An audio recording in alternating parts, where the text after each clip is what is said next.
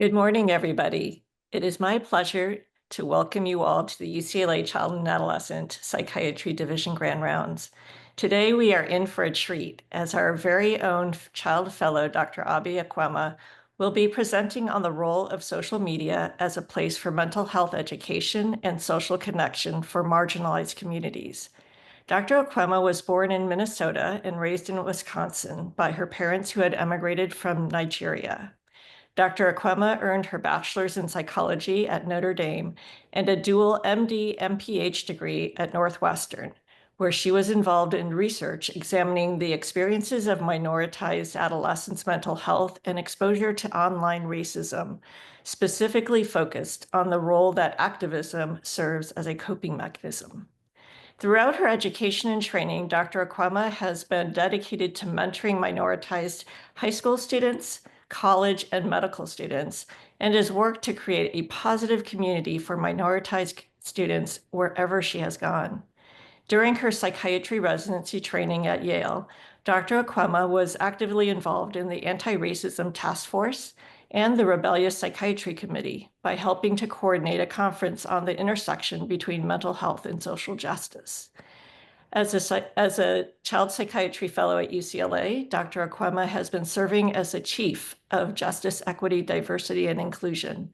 Her interests in child and adolescent psychiatry have included collaborating with community systems to support minoritized children's mental health and well-being and trauma-informed and resilience-focused care. Please join me in welcoming Dr. Oby Ekwueme. Hello, everyone. Thank you so much for that wonderful introduction, Dr. Kataoka, and I'm looking forward to presenting today. Let me share my PowerPoint with you all.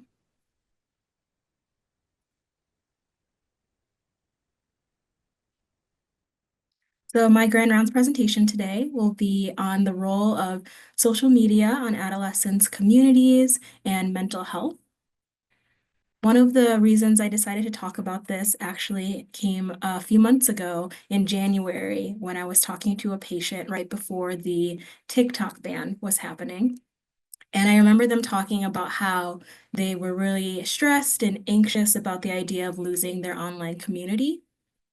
And it reminded me of how important, even when I was in high school, when social media was in its infancy, that online community was for me, namely in seeing representation and community that I hadn't necessarily seen in the offline world.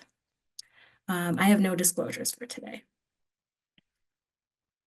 So to give an outline of the presentation, I'm going to start with background information regarding technological advances that have happened over the last few decades and social media use and how that's changed for adolescents. We're going to talk about the positive and negative effects of social media, and then we're going to narrow down into social media as a form of community. We're going to look at the current literature that I was able to find on this, look at online activism as a subset of that community, and then lastly, focus on the interplay with mental health. And then we'll close with future implications for providers and things that we can take forward. So you can see this is a really large topic. Really, any of these bullet points could be a presentation in and of itself. My hope for today is to touch on highlights in each category and have key takeaways and some clinical pearls that we can use in our practices. So the objectives for today are to understand the psychological and developmental impact of social media on adolescents, to identify the role of social media in fostering social connections and support networks, and to recognize the risks and benefits of social media use in relation to adolescent mental health. So please submit questions throughout, and we'll answer them in the time left in our Q&A. But before we actually get into the presentation, I wanted to take a quick poll to see where the audience was at in terms of our understandings of social media, our opinions on how it can impact teens. So I'm going to have people go to this website and type in this code, and I have a couple questions for you all. So the first question is, what are your thoughts on social media's impact on adolescents? A few more seconds for people to weigh in. So it looks like most people think that it depends on a lot of factors, but there's a couple people who believe that there are primarily negative impacts on adolescents. And I'm hopeful that by the end of this presentation, we'll have more people in the category of it depends. And then the second and last question is, what social media platforms do you think are most popular among adolescents? And this is a free response. A few more seconds for people. So it looks like most answers are Instagram, TikTok, and Snapchat on the top, and then some for Pinterest and Discord and YouTube as well. Well, it looks like people are still logging in, but those are the main ones. And so I want us to keep that in mind, and we'll be answering that in the next section as well. And so next, I want to talk about the rise of technology and social media. I really like this picture because it is a very visual representation of how much has changed in the last few decades. I very distinctly remember my first phone looked like the left-handed picture, but for a lot of teens, their first cell phone is very similar to the smartphones on the right side. And so it just shows that there's been a lot of increases in technology over the years. And with that comes increased access to the internet and to social media. And kids are not only accessing social media and the internet on their phones, but now they're also able to access it on tablets, on iPads, on gaming consoles, and of course on laptops or home computers. And as of February of 2020, the proportion of kids aged 13 to 17 who have smartphones was about 90%, which had more than doubled over a 6-year period. And I'm sure it's even higher now. And a study done at the end of 2024 saw that 96% of teens report using the internet daily, and nearly half of teens say they're online almost constantly, up 24% from a decade prior. And this is a visual from the Pew study. And to answer the question I asked before, YouTube, TikTok, Instagram, and Snapchat have been the top social media platforms for teens over the past few years. And that's been pretty consistent. You can see that YouTube has been #1 for a while, which was an important reminder for me because I don't typically think of YouTube as much. TikTok got its inception really with the pandemic and has been consistently high as well as Instagram and Snapchat. And the one notable change is that Facebook has significantly decreased almost in half over the past 10 years in terms of teens that utilize that platform. And I think that's pretty consistent with what I hear from the teens that I work with, saying that Facebook is really for old people and no one young uses it anymore. Not quite sure how to feel about that since Facebook was one of my first forays into social media, but it's a good reminder of the ever-changing landscape of social media as well. And then the last data point that I'll pull from the Pew study is when they broke down social media and internet use by demographics, they saw that there was a divergence between majority teens or white teens and minoritized teens. Specifically, they were looking at Hispanic or Latino youth and Black youth. And they saw that marginalized or minoritized teens consistently use TikTok, YouTube, and Instagram at higher rates than their majority counterparts. There could be a couple reasons for this, but I want us to keep that fact in mind, especially when we're talking about social media as a form of community and social media and how it interplays with people utilizing it for mental health. And so why is it important to talk about this age group or pay attention to this age group at all? As we know, they're at a pivotal point in their developmental milestones. Whether you're looking at Ericksonian stages or other developmental frameworks, they're at an inflection point of separation and individuation, along with identity development. And a lot of that co-occurs with social circle development and their search for a sense of purpose and belonging. And some of that is now taking place online, given their increased access to it. So what are the potential positive and negative ramifications of this? First, we'll start with the negative because I think that's what we're all more familiar with.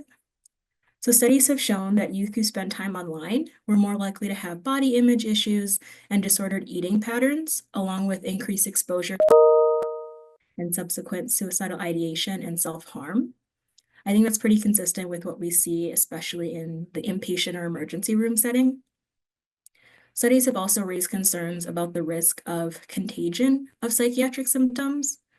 One of the instances that I recall is with the height of the pandemic, there was an increase in self-diagnosing with autism, with ADHD. There was an increase in people presenting with OCD symptoms or concerns, with tic symptoms, and with a lot of maybe misunderstanding of what these different things mean based off of how they're interacting with them online.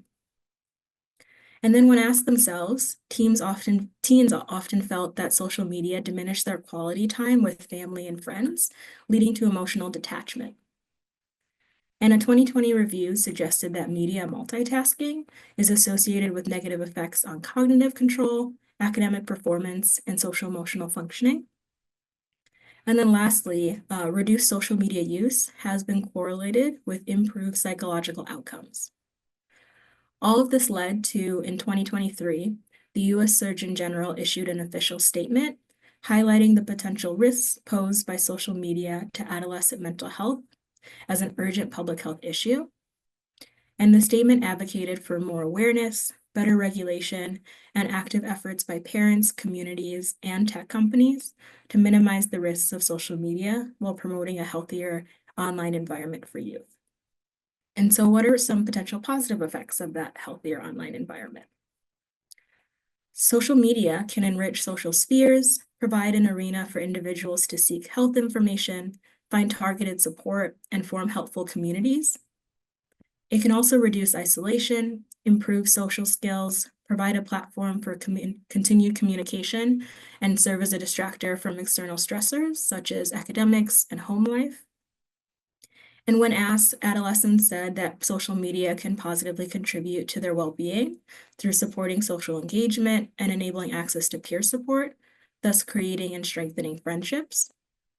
And they also saw it as a place to discuss mental health, and resources tended to be more accessible than offline alternatives. So we've seen a lot of negative impacts and some positive impacts as well. And that was really consistent when I was looking in the literature that for every positive, I could see a negative, for every negative, I could see a positive. So it seems very much in conflict and there isn't a consensus.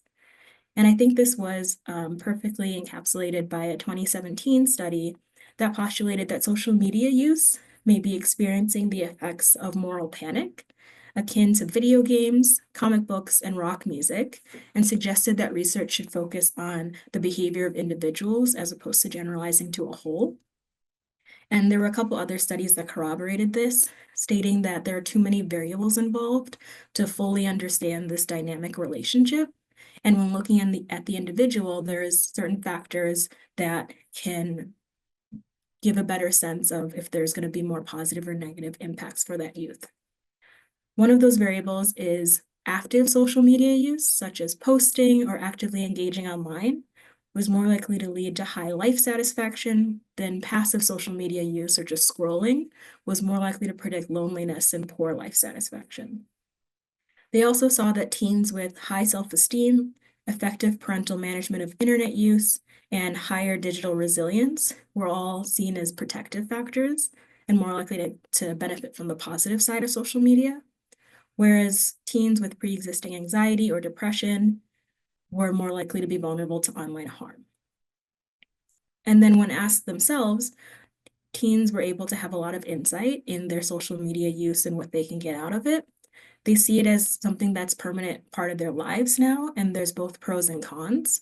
And they really highlighted a need for better guidance at school and from parents and providers on benefiting from the positive side of social media, such as finding trustworthy information and appropriate groups to join. Which brings us to the next section of social media as community. Because of the pandemic and because of the increased access to the online world, social media in and of itself has become a new third space for kids. A third space is a public space where people can gather informally and socialize. Some examples of that in the offline world are libraries, cafes, malls. Teens are still using these, but not nearly to the same degree that they were 5, 10, 15 years ago.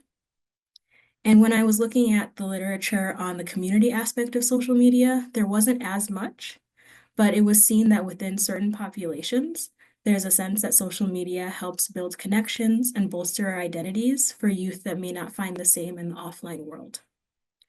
There were a couple studies done in 2021 and 2022 that found that for adolescents and young adults with long-term conditions and chronic illnesses, social media was a source of social support and reduced feelings of loneliness and isolation, especially during the pandemic. And then also for marginalized teens, social media can be seen as a safe community hub. Another reason they think that is because marginalized communities tend to place a high value on storytelling and sharing of personal narratives as a means of exploring and affirming identity and as part of community building. And social media makes that just all the more possible and facilitates that easier. And there were a couple studies I found regarding that community aspect.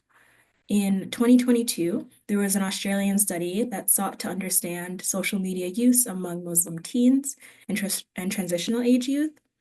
And the results suggested that young people perceive social media as a space where they can establish their identity and feel a sense of belonging, as opposed to the lack of representation they often see in mainstream media. One participant said, quote, "I definitely do try and follow more pages of people that look like me and have the same interests as me. I follow pages that are pro-African, pro-Black, pro-Islam, because that's the kind of thing that we don't see anywhere else." A 2021 survey examined the effects of the hashtag Black Girl Magic movement that celebrated Black women's achievements and found that the majority of Black girls and women who responded to the survey reported improved self-esteem after interacting with the hashtag. A 2023 Australian study found that Black African youth use social media to reclaim racial dignity, and the presence of Black-centric communities and discourses on social media made the discussions about identity celebration and injustices possible in a new way. And then lastly, in 2020, a qualitative study found that for transgender adolescents, social media platforms were linked with increased access to emotional support from peers and role models, along with providing a space for validating their experiences. One participant remarked that, quote, "Being transgender gets really lonely, even though there are people that support you. And then you see other people who are also lonely, and it's not just you. And that if you're not physically there with them, you can still feel a little bit lonely together or less lonely." So all of these are examples of how social media has the potential to help connect marginalized communities with each other, especially those living in less diverse environments. And then I also wanted to take a moment to share that youth were also able to comment on the negative aspects of social media as a form of community, saying that there can be it can be a space of harassment and exclusionary behavior, and it can create unrealistic standards of what people in identified groups can and should be doing. I want to say that that's not unique to online spaces and is also true, unfortunately, of offline communities as well sometimes. In the next section, I wanted to provide some examples of social media personalities and how they represent their communities and contribute to that sense of belonging. So in the top left is Lily Singh. She's an Indian-Canadian comedian who began her career in 2010 on YouTube and went on to be the first person of Indian descent to host an American late-night talk show. She used her platform and humor to discuss issues relevant to the Indian community and also came out as bisexual via social media. In the top right is Tefi Pessoa, a Colombian Brazilian Miami native who, to her millions of followers, is known for her pop culture commentary and often discusses the importance of representation in and on social media. In the bottom left is Elise Fox, a director and mental health advocate who created the Sad Girls Club, which is an online and offline community committed to bringing girls together who are battling mental illnesses. And in the bottom right is Anise, who is a Palestinian American singer, rapper, and songwriter who has a lot of followers, a couple million on TikTok, and talks about his faith, his Palestinian community, and his mental health. So you can imagine how important it is for teens in less diverse or rural communities to be able to go online and see people who look like them, who have a better understanding of what it's like through life, to walk through life with a shared identity, talking about issues relevant to their communities. And aside from these prominent people and plenty of others online that are creating spaces for people to gather, there's also viral spaces in and of themselves that allow users to appreciate and commiserate regarding aspects of their identity. We already talked about the hashtag Black Girl Magic. There's also hashtag Black Boy Joy, which is very similar. There's hashtag Girls Like Us, which is for trans girls and women to talk about their journey and experiences. And then there's also online spaces for people that love anime or love cosplay. And there's video game streaming services and communities that are very big, especially on YouTube. And these are the same groups that teens were able to cite as examples of communities they cherish. And then I wanted to take a moment to talk about social media as activism, because this is an example of that active social media use that we were talking about. That's a better kind of prognostic indicator of getting benefits from social media. So as we know, social media creates a space for teens to increase their developmental identity and negotiate and articulate their own values. And it's believed that the public sharing of pro-social behavior can lead to more participation in activation or in activism in both online and offline worlds through sharing a collective identity and encouraging action. There was a 2023 study that examined the use of social media, namely Twitter, as a call to action during the 2020 Black Lives Matter movement with hashtags such as hashtag justice for Breonna Taylor, hashtag justice for George Floyd. And the findings suggested that the hashtag was used to organize and spread news about their cases, along with encouraging others to vote in the 2020 presidential election. So next, we're going to look at a few examples of online activism, or a few other examples. So the first on the left is Alok, an American writer, performance artist, and media personality who uses the singular they third pronoun. Alok's work deals with violence against trans and gender nonconforming people, and they advocate for bodily diversity, gender neutrality, and self-determination. In this clip, they talk about how they view humor as a part of activism. I want to quote you back at yourself, and I want you to talk about this too. You also say humorlessness is what loses any campaign for social change. Talk to me about that. What's really frustrating is most people think that trans people are just snowflakes, humorless, hypersensitive. But if you spend a couple of centuries surviving attempted eradication, you get kind of bored with being depressed. It's just a major buzzkill, you know?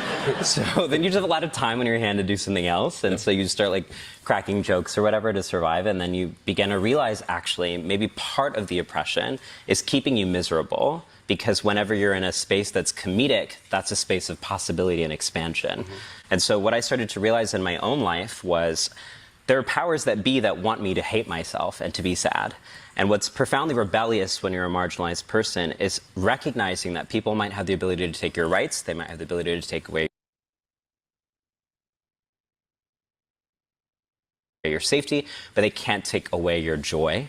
And so what humor has become for me is a practice of resistance. So you can imagine how somebody who may share various identities with Alok would find that inspirational, hearing someone online talking like that. And on the right is Mari Kopany, also known as Little Miss Flint. She's an African-American youth activist from Flint, Michigan, who I believe started on Twitter. That's where I first interacted with her, probably about a decade ago. But she's known for raising awareness about the Flint water crisis and for fundraising to support underprivileged children in her community and across the country, and has made legislative changes actually for her community as well. So these are great examples of people who use social media and the communities they've cultivated and found to advocate for causes that are important to them. And so lastly, I wanted to talk about social media and mental health.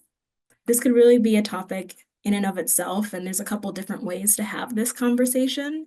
Not only do we need to have a better understanding of how teens interact with social media, and use it to interact with mental health resources, but why they're going online instead of in person, and what resources are available, and why they might gravitate towards certain resources. Because a survey done about a decade ago found that mental health was one of the most frequently searched health topics among adolescents. As we know, most teens don't necessarily discuss health and mental health risks with their medical teams and don't always follow up with mental health treatment, especially those from marginalized backgrounds. And the thought is that the anonymity and privacy, the immediacy, ease of access, and greater sense of control is what leads teens to going online. And when they do engage with mental health online or on social media, they tend to rely on teen and therapist-generated content, finding both engaging and helpful. The idea is that the incorporation of relatable personal narratives as infotainment shaped positive attitudes towards mental health. And very briefly, infotainment is the combination of information and entertainment. It's an idea that you can convey information via soft news entertainment styles to increase interest. However, there is a notable scarcity in well-established evidence-based content. There was a study done a few months ago that examined the top 100 TikTok videos with the hashtag teen mental health, and only one out of the 100 included evidence-based treatment recommendations. They were talking about CBT. And the rest were mostly infotainment that didn't really have any evidence base to it. And another study found that only 2% of publicly available wellness mobile apps and online content, at least in the social media sphere, were evidence-based. And this is concerning considering the amount of teens that are gravitating towards this. And then another reason it's important is, as we saw in that Pew data from the beginning of the talk, marginalized youth utilize social media at higher rates than their majority counterparts. But something that it might be another way to look at it is that simply being online and in those online communities can have positive impacts, because they do cite it as a source of peer support and resilience building, which is thought to maybe buffer poor mental health outcomes. And then a 2020 study found that social media was associated with reduced mental health concerns and increased wellness and well-being among LGBTQ youth. So now we're going to look at some examples of both non-mental health providers and mental health providers' online conversations regarding mental health. So the first is my favorite, Evelyn from the internets. She's a digital storyteller and has been a content creator on YouTube for years. I actually grew up watching her in high school. Her videos focus on various aspects of society and life, often through a humor lens. And here she's responding to a Q&A question that she calls us her internet cousins. One of her followers asked about how she practices self-care. So I self-care by asking for help, which my friends also were like, you need to do that more. You don't do that enough. We're going to beat you up. I said, don't beat me up. Don't beat me up. It's saying I'm so valuable that I am worth someone helping me. I care for myself by saying, hey, over here, flow me a lifeline. Oh, if I'm really like in the gutter and I need some self-care, no phone in the bedroom. No phone in the bed. Well, I gotta use the Spotify to cut on 12 hours of brown noise. But I can't scroll. No screen time. Just me in the dark with my thoughts. Which stretches time. Like I said, it pauses time. Because the act of that infinite scroll is a time warp. It's a time warp. And then when that girl come on the screen, are you scrolling instead of sleeping again? Yeah, so I hit up 12 hours of brown noise. If it sounds like I'm, in the deep ocean with whales, yeah, that's where I need to be sonically. I like this clip for a number of reasons, but I think there's a couple really important takeaways. The first is that she does a great job naming some key self-care and mental health coping strategies that we try to talk about with our patients. Namely, she talks about the importance of communicating with loved ones, of recognizing signs of distress in her body, of knowing what her coping skills are and what works for her, and of understanding the importance of slowing down and being able to sit and process our thoughts at a slower pace before reacting. And then the second thing that she does is she ironically talks about how the phone and social media should not be a part of self-care and advocates for time off because she understands the negative impacts. It's important to see how lay people are understanding mental health concepts and how they're communicating that to others. Because unfortunately, this could be the only contact somebody has with the mental health field. So, And so to look at a couple other non-mental health providers, on the left side is Joel Brevel, a Washington State University med school graduate who gained popularity really during the pandemic through TikTok, through his commentary on disparities in the healthcare system, and is now known as the medical mythbuster. He's someone who developed a community of healthcare providers and marginalized groups that are interested in learning more about the healthcare system. And then he uses that space to speak on issues that are important. And in this clip, in honor of World Mental Health Day a few years ago, he talks about small things everyone can do to support each other's mental health. Study out about how texting your friends and people you're not even close to matters more than you think. The study found that we tend to underestimate how much we like friends hearing from us. But quick simple check-ins like a call, text, or email were meaningful. And here's the cool thing, getting a check-in from someone that was a loose acquaintance was even more powerful. So the next time you're second guessing sending that text message, just do it. You never know whose life you're going to change. So you can see how sometimes the media platform, this is YouTube Shorts, can be quite brief. This is only about 20 seconds, but has the potential to be an avenue of sending powerful messages to the viewers. On the right side is Limmy Talks, who's a content creator that primarily posts regarding college application advice. So this is an example of someone whose primary social media footprint isn't related to mental health or medicine at all, but that there are still times that through his shared identity, it's important to talk about mental health with his community. Although we won't watch the clip, he's talking about a study that came out a few years ago regarding second generation versus first generation Asian Americans. And in the comment section, you can see kids talking about the differing experiences they have from their immigrant parents and how that impacts them. So mental health conversations are happening in the online community, and it's important to see what's important for our patients that they're talking about with each other. And so now that we've seen several non-mental health providers, I wanted to close with two mental health providers that have built their social media presence as an extension of their practice and a way of disseminating mental health information to a larger audience. On the left side is Shaheed McLaren, a Black genderqueer social worker and therapist.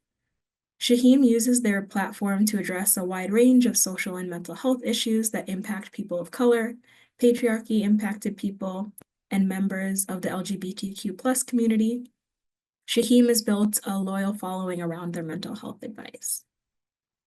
Sometimes when you do therapy, you just be dropping gems and you just don't be knowing where they're coming from. Earlier, I was in a session. I talked to my client about this. They know I'm about to say it. But earlier, I was in a session and we were talking about like the difficulty of feeling your feelings, right?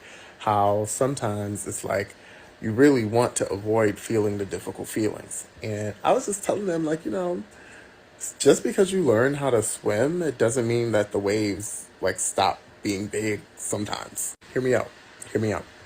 Just because you learn how to regulate, you learn these tools, how to process, it doesn't mean that you won't get hit with a big wave. It just means you'll be able to swim when it happens. Like, I think people have this misconception often when they go into like their healing journeys and work on themselves that they think like difficult times won't come. Baby, trouble is going to come, but trouble will not last always. The point is having the skills to know how to navigate and the ability to trust yourself and how you can cope when things get tough. I needed that more than them, I think. And then on the right side is Lindsay Fleming, who's a licensed clinical professional counselor who does a lot of work on modern mental health prevention and destigmatization on TikTok. She talks about her own mental health struggles with ADHD, anxiety, and dyslexia. And her work has been featured on the Today Show and the New York Times, among others. One of the most proven ways to treat depression is behavioral activation. So if you have a friend or a loved one who's struggling with depression, we cannot take that depression away from them. All we can do is sit in it with them and ask them, do you want to go do something? Behavioral activation is literally the act of doing. And when you're depressed and I know you don't want to do it, you don't want to call that friend, you don't want to go get ice cream, you don't want to go to that movie, you don't want to paint, do it even though you don't want to. First comes action, then comes feeling better. You're not going to feel it right away, but if you do behavioral activation, behavioral activation, behavioral activation, you will start to feel better. Well, I like both of these clips for different reasons because they highlight different ways of engaging with their audience. Lindsay uses a recognizable evidence-based recommendation that we would find ourselves advising our patients. She also uses the approach of a provider disseminating information. In some of her other videos, she utilizes skits and role play and that infotainment that we were talking about to convey mental health concepts. Shaheen provides a relatable way of talking about expectations regarding mental health treatment. They're almost having a conversation with the audience while providing that advice. This style of communication is especially important to marginalized communities, as we mentioned before, where storytelling and personal narratives is in high regard. And I think that also helps with decreasing stigma regarding mental health. I do want to note that I've only been showing positive content, but as we talked about at the beginning, there's a lot of misinformation and just bad information regarding mental health online as well. But I think that's why it's even more important to know that there is good information online and where to find it so that we can help guide our patients. One of the most proven. In the final section, we'll talk about next steps for mental health providers. So we've seen how there is conflicting data regarding the repercussions of social media for adolescents, but there is agreement that it's become a staple of most adolescents' lives. It's shaped how they learn, how they socialize, how they spend their free time, and how they engage with the world, which is why it's so important to include social media use and assessment of that as a standard component of psychiatric evaluations. I often have to remind myself of that as well, because unless it's part of the chief concern or unless parents are bringing it up, it doesn't always naturally come up. But it's so important that the AAP, or the American Academy of Pediatrics, has addended their HEADS 3 exam to HEADS 4 to include social media. And just a reminder that HEADS 4 now is home life questions, education, activities, drugs, sexual activity, safety, suicide, and now social media. And they include some helpful questions to ask the adolescents, such as which social media sites or apps do you regularly use? How long do you spend on these sites or apps in a typical day? Do you think you use social media too much? Does viewing social media increase or decrease your self-confidence? I think that question and the one above it attempt to get a sense of what part of social media they're tapping into, drawing from what we talked about earlier regarding community spaces and belonging and activism, which all hopefully increases self-confidence, versus passive use and scrolling and comparing yourself to others, which is more likely to lead to the negative consequences. It's also important to get teens' perspectives and help guide their development of a more critical lens of what information they're receiving online. And of course, we want to ask about safety online too, which is the last question. And then we also saw that social media may provide certain populations access to mental health information through what is perceived as a safe space at no cost. So because of that, providers and organizers can and should partner with social media platforms to provide high quality content towards anti-stigma, psychoeducation, and intervention goals. And there's already a lot of UCLA providers that are in these spaces, which is great. I think an example was I saw in a newsletter that came out earlier this week that the Friends of Semel Gen Z Wellness Summit happened last weekend, I believe, and included a component talking about social media. And then there's UCLA psychiatrists that are content creators and use that space to disseminate mental health information online as well, which is really great. And I think we need to encourage more providers being in those spaces. We also should partner with parents to encourage increased digital literacy. The ACAP has a Facts for Families section, and they talk about how to shape conversations with your kids regarding social media, specifically whether or not there should be a no screens time or only screens after certain things are completed, whether parents should follow their kids' social media accounts, how to ensure privacy settings and things like that. But I think the most important part for parents is to have conversations with their kids about what they're watching, what groups they're a part of, why they're interested in those groups, why they like certain things, and really join with them in that, because I think that leads to more communication and trust. And the teens feel more confident in their ability to navigate this new frontier. And parents also feel more confident in their understanding of what is even going on online. And then lastly, we should partner with adolescents themselves. There's a couple studies done on creating workshops. There was one workshop for 10 to 14-year-olds, I believe, and then digital mental health programs where they provided psychoeducation to teens and social media education to teens. And those teens then reported feeling higher confidence in their understanding of what to do online, in their digital citizenship, and how to keep themselves safe, and how to critically assess things, and also how to disseminate this information to their peers. And I think really giving them that confidence and increased sense of leadership and control helps them feel like they can navigate these things better. And then lastly, additional research is needed on how children and adolescents utilize social media as a community space. I did give some examples of some marginalized groups, but there's certainly plenty others that I wasn't readily able to find literature on. And we also need to have better interventions on how to combat misinformation regarding mental health online. So I just wanted to say thank you so much for coming to my presentation. I want to thank Dr. Kataoka for reviewing slides with me and for friends and family allowing me to practice with them. These are my references. And then I think we're at the question section now. So let me stop sharing. Wonderful. Thank you so much, Dr. Okwueme. That was such an engaging and interesting presentation, and just, I don't know, like fresh perspectives on the positive mental health communities that are out there, especially for marginalized communities. So thank you so much. So please add your questions in the Q&A. We're going to be taking some questions. We have a comment and a question from Allison Krupp. She says, this is an awesome talk and very timely. I like how you included actual individuals' voices. I'm curious, what are your thoughts and or what literature is out there about AI chatbots? I think that's a really good question. There's a couple different, as I mentioned at the beginning of the presentation, there's so many different ways you could take this conversation, and something that I really struggled with at the beginning was how to frame it, because I think that's one step beyond, and by that I mean that there's even less literature about that. Like that is the next frontier, and what I've seen there isn't much.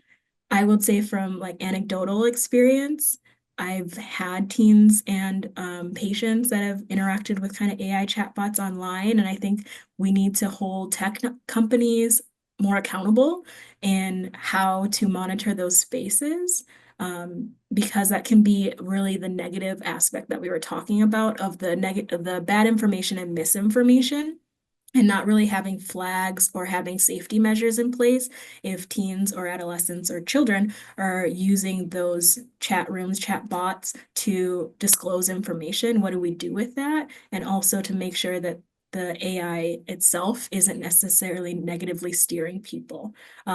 So to answer your question, I think there needs to be way more research on that and way more regulations and safety measures. And unfortunately, I didn't find much in my search. Alyssa Palmer says, fantastic talk.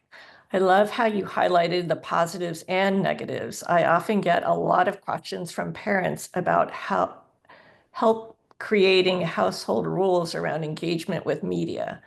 Given this balanced perspective, do you have any go-to advice or guidance for parents who ask these questions? Yeah, I think that's a good question as well. As I mentioned, the ACAP has the Facts for Families section, and they have a list of questions or recommended guidelines that parents can utilize with their teens. I think it's really important to take a step back in terms of when to have these conversations. I think starting them as teens is maybe a little bit too late, to be honest, especially if your child is already having access to the internet and to social media as a kid, even if that's kid versions of those things.